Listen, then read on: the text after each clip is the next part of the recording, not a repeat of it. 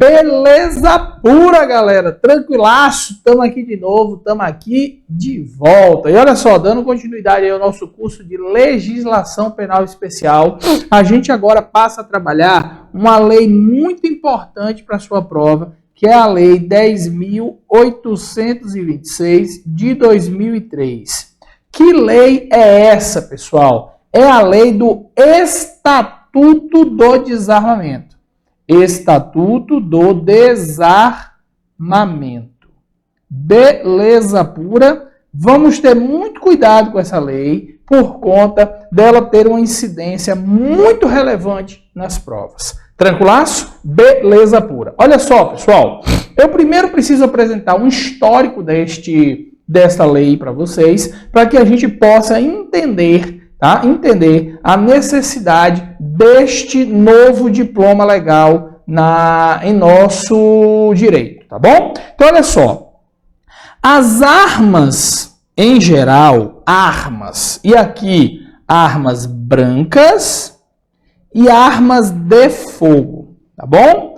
As armas, em geral, envolvendo armas brancas e armas de fogo, eram reguladas anteriormente pelo artigo 19 da Lei de Contravenções Penais, tá bom?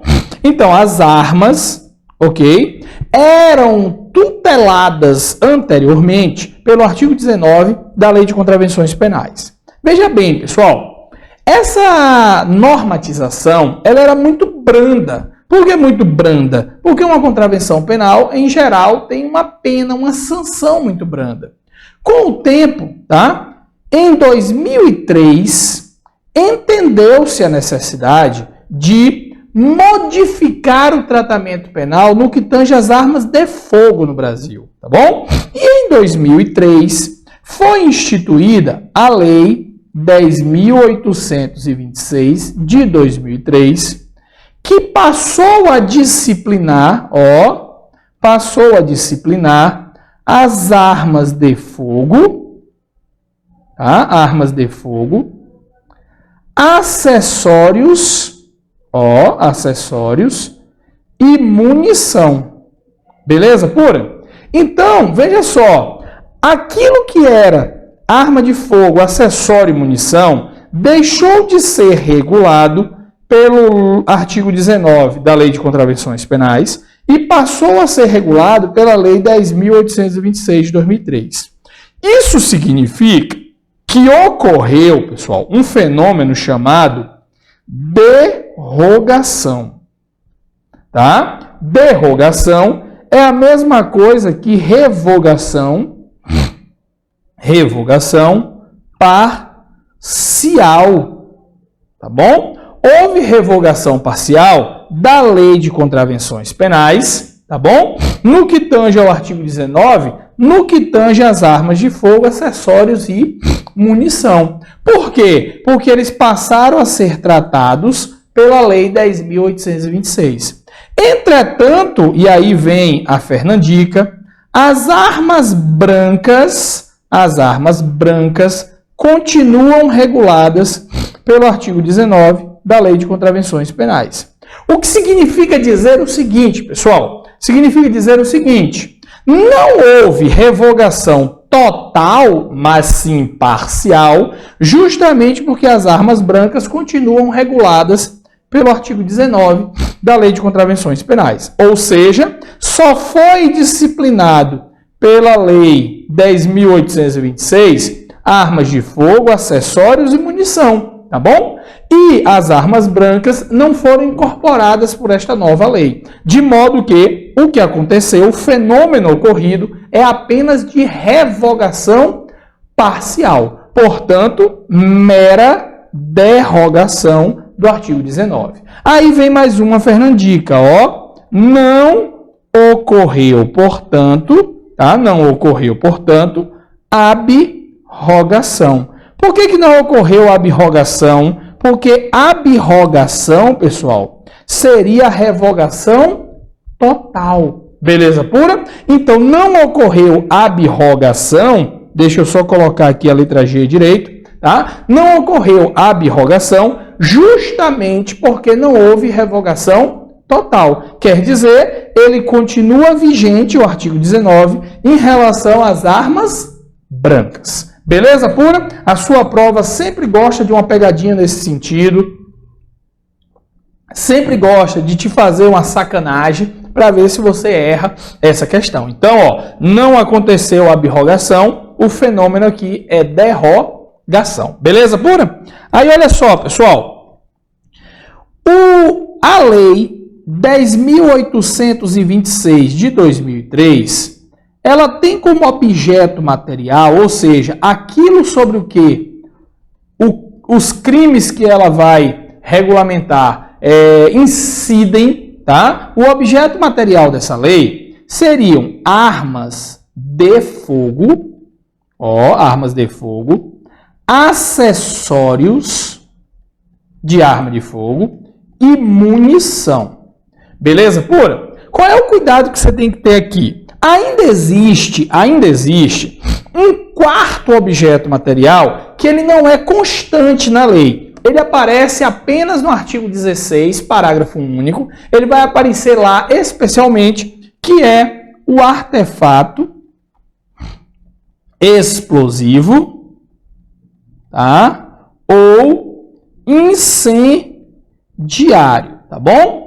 Ele vai aparecer apenas no artigo 16, parágrafo único. Portanto, eu diria que esses três aqui são objetos materiais constantes na lei, tá bom? Objetos materiais constantes, enquanto que esse daqui é um objeto material esporádico, porque ele só aparece aonde? No artigo 16, parágrafo único.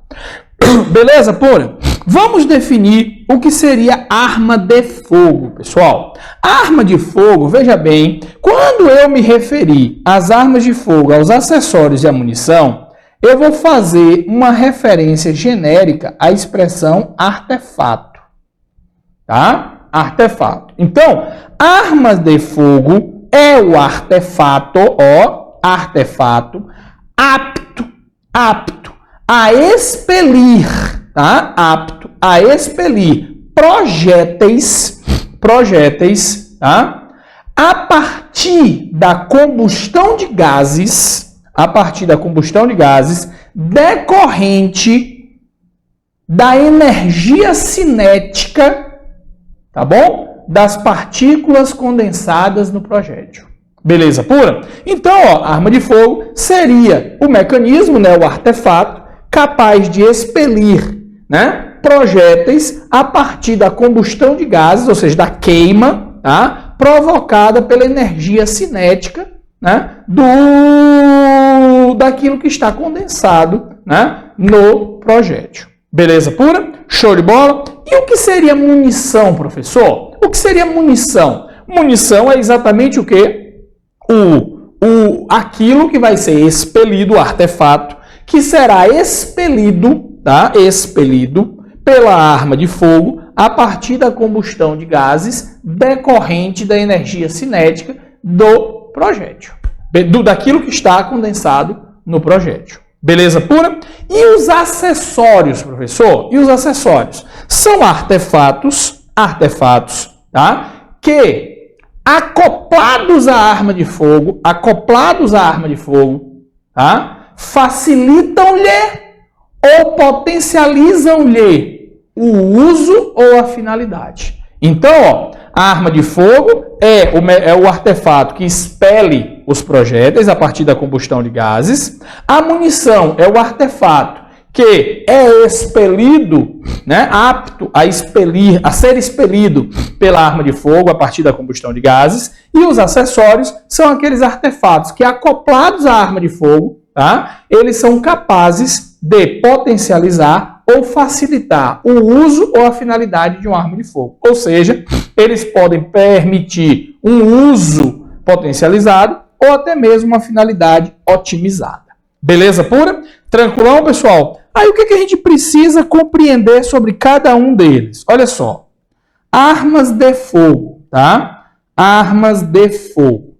Muito cuidado aqui, porque as armas de fogo, olha só, elas não precisam necessariamente estar municiadas para a configuração do objeto material do crime, tá bom? Então, cuidado com isso aqui. No que tange às armas de fogo, nós temos que entender que os crimes do Estatuto do Desarmamento são crimes de perigo, abstrato ou presumido. Perigo abstrato ou presumido. Qual é o cuidado que você tem que ter em relação a isso? Olha só, pessoal. Quando eu digo que é um crime de perigo abstrato ou presumido, eu estou, na realidade, admitindo que a tão só circunstância da existência da arma de fogo já me faz deduzir o perigo que ela representa. Eu não precisaria, por exemplo, demonstrar que esta arma vai ser utilizada em um roubo, que essa arma vai ser utilizada em um homicídio. Eu já deduzo, tá, que ela por si só é um risco à sociedade, um risco à coletividade. Então preste atenção, os crimes estabelecidos no Estatuto do Desarmamento são crimes de perigo abstrato porque eu presumo o perigo. Eu não precisaria demonstrar a iminência do uso destas armas ou o perigo iminente que elas poderiam provocar. Eu já deduzo a existência deles. Beleza pura? Isso é tão importante que nós podemos estabelecer aqui uma diferenciação entre potencial lesivo versus uso imediato. Olha só, potencial lesivo versus uso imediato. Olha só, o que seria potencial lesivo? Aptidão para o manejo. Aptidão para o manejo. Aptidão para finalidade. A arma tem finalidade de atirar, de disparar. Ela é apta para esse manejo? Ela é apta para essa finalidade? Show de bola. E o uso imediato, professor? O uso imediato é o manejo de pronto emprego. É o manejo de pronto emprego. Ela está em ponto de eu atirar. Eu peguei e atirei, disparei. Ou seja, ela estaria em pronto emprego. O STF não exige pronto emprego da arma de fogo. O STF não exige. O STF satisfaz-se exclusivamente com o quê? Com o potencial lesivo. Sabe por que não se exige uso imediato? Porque o uso imediato está relacionado ao perigo concreto, tá? Ao perigo concreto. E a lei, o Estatuto do Desarmamento, tá, foi interpretado como sendo uma lei que institui crimes de perigo abstrato e não perigo concreto. Tá? No perigo concreto, eu teria que demonstrar a imediatidade do dano, ou seja, eu teria que demonstrar o risco iminente da utilização da arma de fogo, quando, na verdade, eu não preciso demonstrar esse perigo concreto. Eu me satisfaço com o mero perigo abstrato. Tá bom? Então, eu presumo que a tão só existência da arma de fogo já é suficiente para o quê? Para o risco à coletividade que ela representa. Beleza pura? É por essa razão, pessoal, muito cuidado, que olha só, arma de fogo desmuniciada, tá? Desmuniciada, descarregada, ou até mesmo, tá? Desmontada, desmuniciada, descarregada ou desmontada, são aptas para a configuração do crime, tá? A arma de fogo desmuniciada, descarregada ou desmontada representam circunstâncias típicas, tá bom? Portanto, representam crime, ok? Ela só deixa de ser crime se ela estiver quebrada, tá? Imprestável, ok? Nessas condições não há crime, tá? Não há crime então se aplica a teoria do crime impossível. Ok? Claro que nós estamos falando do crime possível em relação ao Estatuto de Desarmamento, porque você pode utilizar essa arma para fins de um roubo, e aí você configuraria, obviamente, a modalidade típica do roubo, mas não, por exemplo, o porte ilegal de arma de fogo. Porque, estando ela nessas condições aqui, ó, o crime é impossível para o Estatuto do Desarmamento, mas não para o crime de roubo. O crime de roubo pode ser provocado naturalmente por ela. Beleza pura? Então, olha só. Por que, professor, eu exijo que ela não esteja quebrada ou imprestável? Porque, minimamente, ela tem que gozar de potencial lesivo. Minimamente, essa arma tem que gozar de potencial lesivo, ou seja, aptidão para a sua finalidade, aptidão para o seu manejo. Beleza pura? Agora, desmuniciada, professor, descarregada ou desmontada, ela conserva potencial lesivo? Sim. Se você montar ela todinha, ela está o quê? Apta para ser utilizada. Se você carregá-la, ela estará apta para ser utilizada. E se ela estiver municiada, ela estará apta para ser utilizada. O grande lance é que mesmo desmuniciada, mesmo descarregada ou mesmo desmontada, esta arma conserva o quê? Potencial lesivo. Ela pode não ter um uso imediato ou pronto emprego. Realmente ela não tem, porque se ela está desmontada, para você ter pronto emprego, você teria que montá-la primeiro. Beleza pura? Se ela está descarregada, você teria que carregar essa arma primeiro. Se ela estiver desmuniciada, você vai ter que injetar a munição. Beleza pura? Então ela não tem pronto emprego, mas o STF, como eu te falei, não exige pronto emprego. Se satisfaz apenas com o quê? O potencial lesivo. Agora, quando ela não tem sequer potencial lesivo, aí nós falamos que o crime é impossível e, portanto, não há crime e não há responsabilidade penal, nem mesmo pela tentativa. Beleza pura, pessoal? Tranquilaço? Então, ó, arma desmuniciada, descarregada ou desmontada, crime sim. Quebrada, imprestável, absolutamente, não há crime. Beleza pura? Tranquilaço? Agora preste atenção. Esse potencial lesivo, cuidado com isso aqui, porque envolve decisão do STJ. Esse potencial lesivo, tá? Ele deve ser comprovado mediante perícia, pessoal. Necessariamente, ele vai ser comprovado mediante perícia. Veja bem, ele vai ser comprovado mediante perícia, esse potencial lesivo? Muito cuidado com essa pergunta, tá? Veja só, o STJ tem entendido que não há necessidade de perícia. Ou seja, ela não seria obrigatória, não é compulsória, ó, não é compulsória. Sabe por quê? Porque o potencial lesivo pode ser provado, ó, pode ser provado, tá? Pode ser provado por qualquer meio de prova. Pode ser provado por qualquer meio de prova. Agora, obviamente, admitido no direito. Beleza pura?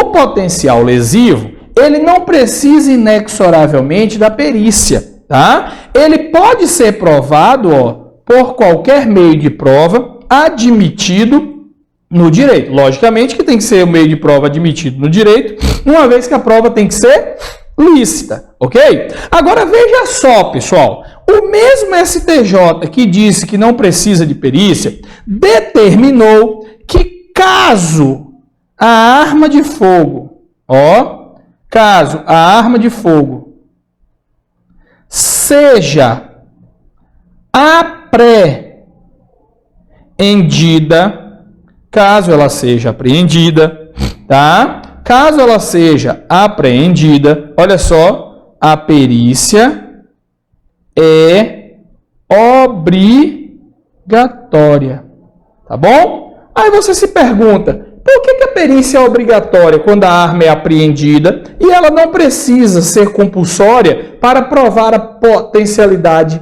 lesiva da arma, por uma questão óbvia. Veja só, quando ela for apreendida, o exame de corpo de delito é obrigatório nos crimes que deixam vestígios. Observe, o exame de corpo de delito passa a ser obrigatório nos crimes que deixam vestígios. Então, racionalize comigo o seguinte, tá? Racionalize comigo o seguinte. Olha só, uma arma de fogo apreendida significa dizer que o crime deixou vestígios. Se ele deixou vestígios, o exame de corpo de delito passa a ser obrigatório. Regra do CPP, beleza pura? Isso significa dizer, portanto, que se a arma foi apreendida, tá? O exame de corpo de delito é obrigatório. Portanto, a perícia é obrigatória. Agora, eu só consigo provar o potencial lesivo se eu realizar a perícia? Claro que não. Eu tenho outros elementos de prova admitidos no direito que possam justificar o potencial lesivo de uma arma de fogo. Beleza pura? Exemplo, meus amigos. Imagine que você está perseguindo um infrator que tem em seu poder uma arma de fogo e que minutos antes houvera realizado disparos dessa arma. Vizinhos ouviram os disparos, foram coletadas munições, né, na rua onde foi efetuado o disparo e esse indivíduo correu na direção de um igarapé. Tentando se livrar da arma de fogo, né, ele dispensa a arma dentro de um igarapé. O policial até faz uma revista no igarapé, né, uma busca no igarapé, na realidade, não revista, uma busca. Ele tenta encontrar essa arma, mas como o igarapé é muito profundo, ele acaba não encontrando a arma. Eu pergunto a você, irmão, o cara dispensou num lago, né? O cara dispensou a arma num lago, ela não foi encontrada. Eu te pergunto, seria possível perícia nesse caso? Aí você vai me dizer que não, porque uma arma não foi apreendida, não tem como ter perícia. Aí veja bem, se não tem como ter perícia, se você me disser que a perícia é obrigatória, esse indivíduo vai ser necessariamente o quê? Absolvido. Por que absolvido? Porque você não teria como provar se você me disser que a perícia é obrigatória. Beleza pura? Então, o que foi que o STJ pensou? O STJ pensou o seguinte: a perícia só é compulsória quando a arma de fogo for apreendida, porque, uma vez apreendida, se constitui no corpo de delito. E o corpo de delito é obrigatório nos crimes que deixam vestígios. Entretanto, tá? Quando ela não for apreendida, eu posso provar o seu potencial lesivo por outros meios de prova admitidos no direito. É o caso concreto. As testemunhas serão meio de prova para dizer que a arma de fogo tinha aptidão, porque elas ouviram os disparos, o estampido do tiro, e as munições que foram recolhidas de imediato à ação de disparo também vão justificar que ela tinha o quê? Aptidão para o uso. O que significa dizer, portanto, que ela tinha potencial lesivo. Beleza pura? Então a regrinha do STJ é exatamente essa. A arma não ter sido apreendida não inviabiliza a prova do seu potencial lesivo. A arma que não foi apreendida não inviabiliza a prova de que há potencial lesivo, porque o potencial lesivo pode ser demonstrado por outros meios de prova admitidos no direito. Agora, quando a arma de fogo for apreendida, necessariamente ela precisa passar pelo corpo de delito, porque o corpo de delito é obrigatório nos crimes que deixam vestígios. Beleza pura, pessoal? Então, parece inicialmente que essa regrinha que eu estabeleci aqui para você do STJ seja uma regrinha contraditória, mas na verdade ela não é. Elas são regras conciliáveis entre si. Beleza pura? Tranquilaço? Show de bola. Vamos agora, pessoal, partir para o seguinte, ó. E a munição, professor? A munição e o acessório, ó. Munição e acessório. Desacompanhados da arma de fogo. Por si só, eles são crimes? Sim, pessoal. Mesmo desacompanhados, ó. Mesmo desacompanhados, ó. Mesmo desacompanhados da arma de fogo, veja, mesmo desacompanhados da arma de fogo, são crime sim. tá? Representam sim crime. Então, ó, mesmo desacompanhados de uma arma de fogo, significam crime. Beleza pura? Significam crime, mesmo desacompanhados da arma de fogo. Ou seja, a munição não precisa estar acompanhada da arma de fogo, assim como o acessório também não precisa estar acompanhado nem da munição, nem da arma de fogo. Tá bom? Eles por si sós, tá? Por si sós significam crime. Ou seja, por si sós, eles têm densidade típica. Tá bom, pessoal? Agora, veja a Fernandica, porque o STJ, tá? O STJ trouxe uma decisão muito peculiar. Olha só. A primeira pergunta é a seguinte: é possível a aplicação do princípio da insignificância para esses crimes? É possível? O STJ disse que não, tá? Diz que não. Isso significa dizer, então, que uma única munição é crime? Uma única munição é crime? Sim, senhor. Porque eu não posso aplicar o princípio da insignificância, porque o bem jurídico tutelado aqui, pessoal, qual é o bem jurídico tutelado pelo Estatuto do Desarmamento? Qual é o bem jurídico? A incolumidade pública. Tá? A incolumidade pública. Uma munição que circula em sociedade não pode ser configurada como insignificante. Beleza pura? Porque o bem jurídico aqui, ó, não admite a insignificância. Beleza pura? É incompatível com a insignificância. Entretanto, o mesmo STJ, analisando um caso em que um indivíduo tinha uma única munição, veja, ele estava diante de uma única munição, mas ele estava usando essa munição como um adereço. Um adereço, um souvenir. Um souvenir. Eu fui perguntar ao Ivo que era adereço, o Ivo disse, souvenir. Né? Bem francês, né? Bem gay. Tá ligado? Então, olha só. Uma única munição que estava sendo utilizada como um adereço, especificamente como um pingente num colar. Tá? Ela estava acoplada como um pingente de um colar. O STJ entendeu que nessas condições, ó, para o STJ, nessas condições, ó, não é fato típico, tá bom? O STJ, então, reconheceu a atipicidade, tá bom? O STJ reconheceu a atipicidade.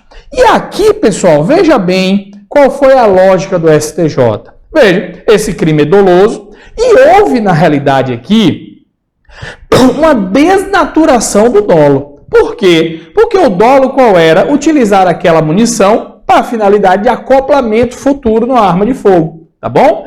E nesse caso, o sujeito estava utilizando como um adereço e não como uma munição propriamente dita. Tá? Ele deu uma finalidade diversa daquela que originalmente é concebida para a munição. O STJ até utilizou de maneira excepcional, tá? De maneira excepcional, que baseou-se a sua decisão no princípio da insignificância. Tá bom? Insignificância. Beleza pura, pessoal? Tranquilaço? Então, ó, cuidado com isso. A munição desacompanhada da arma de fogo é crime? Sim, é crime, porque eles são objetos materiais autônomos, tá bom? Anote isso, tá? A munição e o acessório são objetos materiais autônomos. Portanto, eles não precisam estar acompanhados da arma de fogo e nem acompanhados entre si, tá bom? Agora veja. O STJ, em regra, admite a aplicação do princípio da insignificância no Estatuto do Desarmamento? Não, não admite. Porque para o STJ, o bem jurídico, incolumidade pública, inviabiliza a aplicação da insignificância.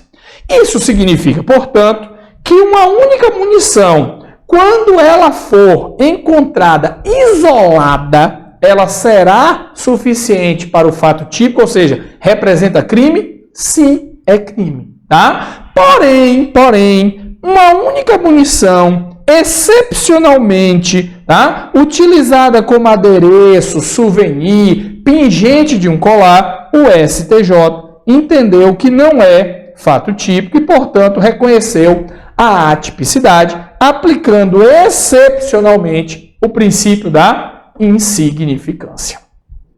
Beleza pura até aí, pessoal? Tranquilaço? Muito cuidado com isso, tá? Muito cuidado com isso, porque isso parece ser fácil, mas não é. Só que com todas essas fernandicas e bizarregras, você consegue deduzir as informações que eu estou te manejando. Beleza pura? Tranquilaço, pessoal? Então tome muito cuidado com isso, porque isso é significativo para a tua prova. A pergunta vier genérica na tua prova, aplica-se o princípio da insignificância nos delitos previstos no Estatuto de Desarmamento? Não. A regra é que não aplica, ok? Uma única munição encontrada isoladamente, tá? Isoladamente, desacompanhada de uma arma de fogo ou desacompanhada de um acessório, isoladamente concebida, uma única munição, é crime, pessoal? Sim, é crime, porque não se deve aplicar o princípio da insignificância, ok? Em regra. Entretanto, o STJ aplicou o princípio da insignificância excepcionalmente. Em que condições, pessoal? Quando essa única munição for encontrada como um pingente, como um adereço, como um souvenir. Beleza pura? Tranquilaço, pessoal? Muito cuidado com isso. E qual foi a lógica argumentativa do STJ aqui nesse caso? O STJ entendeu que nestes casos, tá, não se deve aplicar o princípio da insignificância, deve-se aplicar o princípio da insignificância, porque houve desnaturação do dolo. Beleza pura, pessoal? Tranquilaço? Então, ó, cuidado com esse cenário aí, que ele é importante para você, tá bom? Vamos dar uma mijadinha e a gente volta já.